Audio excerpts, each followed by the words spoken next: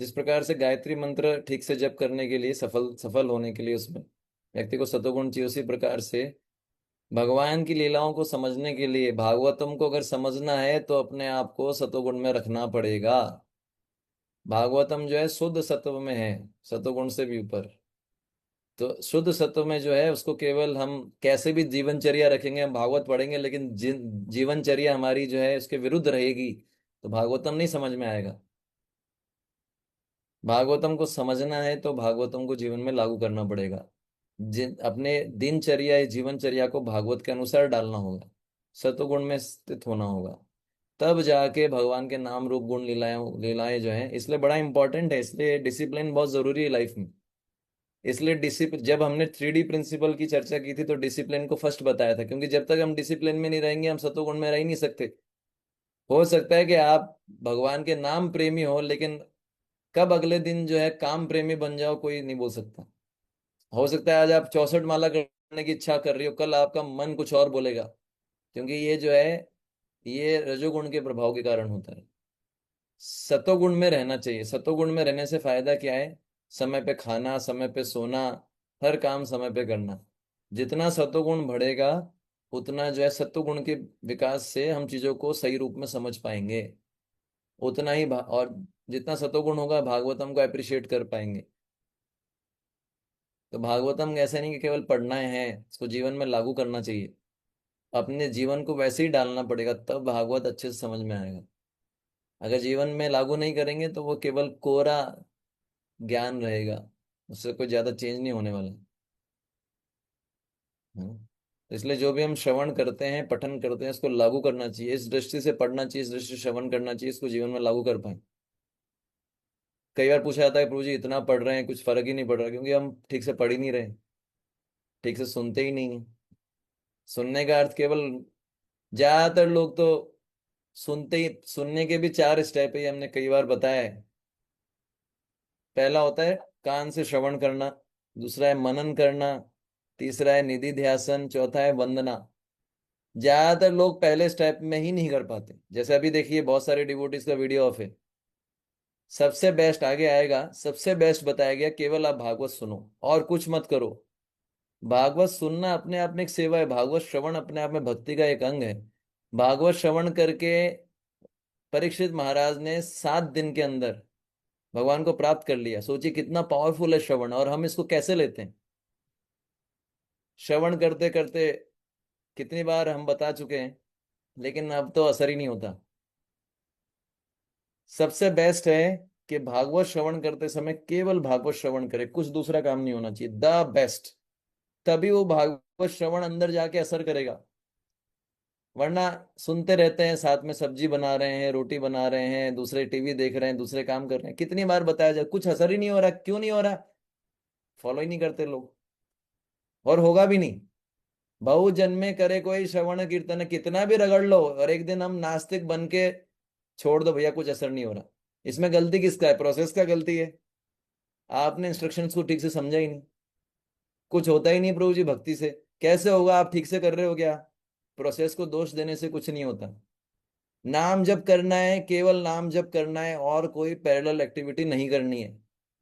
उसको ठीक से करना है, बैठ के एक एक शब्द को अच्छे से उच्चारण करना है। क्लास सुननी चाहिए तो केवल क्लास सुननी चाहिए, सबसे बेस्ट ये।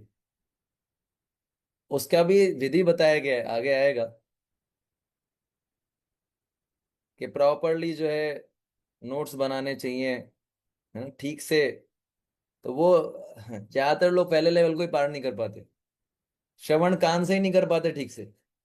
तो उसके बाद तो बहुत ही विरले लोग हैं जो पहुंच पाते हैं मनन पे। निधि ध्यासन पे तो बहुत ही मुश्किल है, और फिर प्रार्थना करना, तो फिर कैसे बदलाव आएगा? ये बहुत सटल चीजें हैं। ऐसा नहीं कि हम जो है इस्कॉन में आने से भगवत धाम चले जाएंगे, ऐसा नहीं है।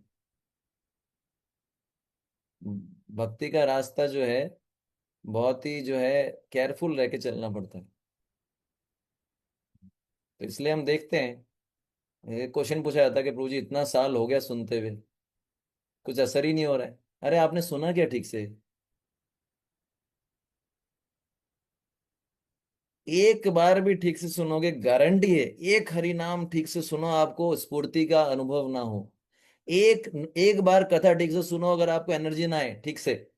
अब ठीक से सुनने का मतलब है शारीरिक और मानसिक स्तर पे बहुत सारी तैयारी करनी पड़ती। 100% आपको चेंजेस दिखेंगे, लेकिन हम कर ही नहीं पाते।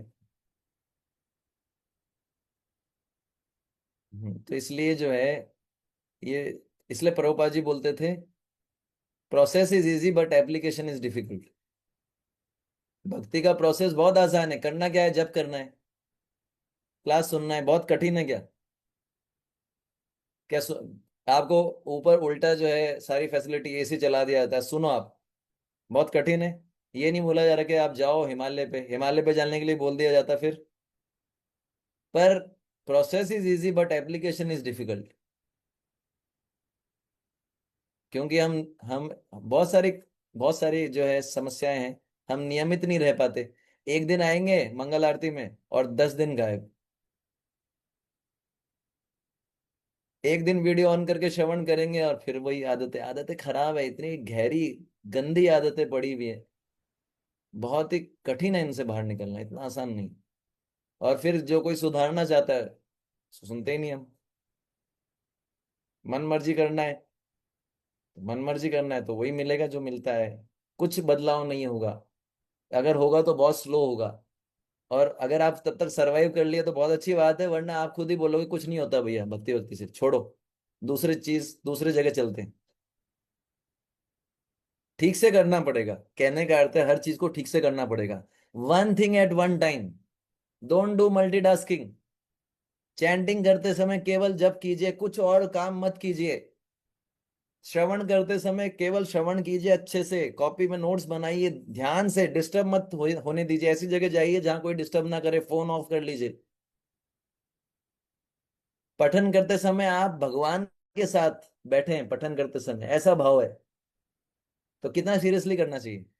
तो जब ऐसा करेंगे तो देखिए आपको चेंज रोज नया नया फील होगा, आपको उत्साह आएगा, आपको लगेगा अरे आज भगवान क्या बताएंगे मुझे। तो ये इंपॉर्टेंट चीज है।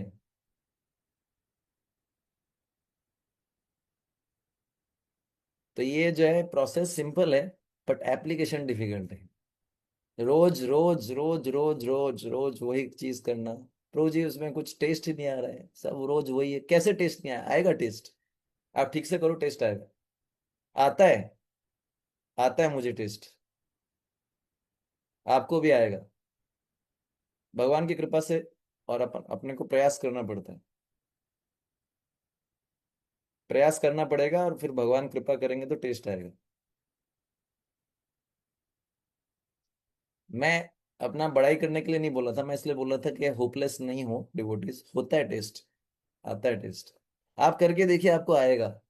ऐसा नहीं है कि बहुत कोई कॉम्प्लिकेटेड मैकेनिज्म है, केमिकल इक्वेशन, अरे समझ में ही नहीं आ रहा है क्या कैसा होता है, बहुत सिंपल है। फोकस के साथ, one thing at one time. ज्यादा कुछ नहीं है, बहुत सिंपल है, एक बार में एक चीज करो। लेकिन हमारा प्रॉब्लम क्या है, इधर मोबाइल, इधर कुछ और चल रहा है, इधर क्लास भी चल रहा है, इधर किचन में चल रहा है, इधर क्या कर रहे हैं क्या कर रहे हैं, तो वो सब खिचड़ी बनता है फिर।